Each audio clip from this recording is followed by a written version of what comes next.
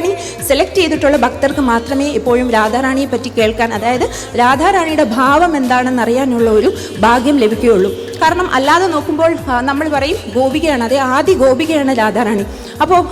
അപ്പം രാസലീല, കണ്ണനും അവിടെ ഗോപികമാരും ഒക്കെ രാസലീല ചെയ്യുന്നതിനെ പറ്റിയും എല്ലാവരും തെറ്റിദ്ധരിച്ചിരിക്കും. എന്താണ് രാസലീല? അതായത് നമ്മളുടെ വീട്ടിൽ, അതായത് നമ്മൾക്കൊരു കൃഷ്ണ വിഗ്രഹം നമ്മളുടെ വീട്ടിലുണ്ടെന്ന് വെച്ചോളൂ, നമ്മൾ കൃഷ്ണ ഭക്തരാണെന്ന് വെച്ചോളൂ. നമ്മൾ ആ വിഗ്രഹത്തിൽ പൂജ ചെയ്യുമ്പോൾ അല്ലെങ്കിൽ നമ്മൾ കണ്ണനെ ആരാധിക്കുമ്പോൾ നമ്മൾ എന്തൊക്കെ ചെയ്യും? നമ്മൾ സ്വാഭാവികമായിട്ടും മാല ചാർത്തും, നമ്മൾ നേദ്യം കൊടുക്കും, നമ്മൾ ചിലപ്പോൾ നമ്മൾ കണ്ണനെ ഒരുക്കും, ഡ്രസ്സുകളൊക്കെ ഇടിക്കും, പാദസരമൊക്കെ ഇടും.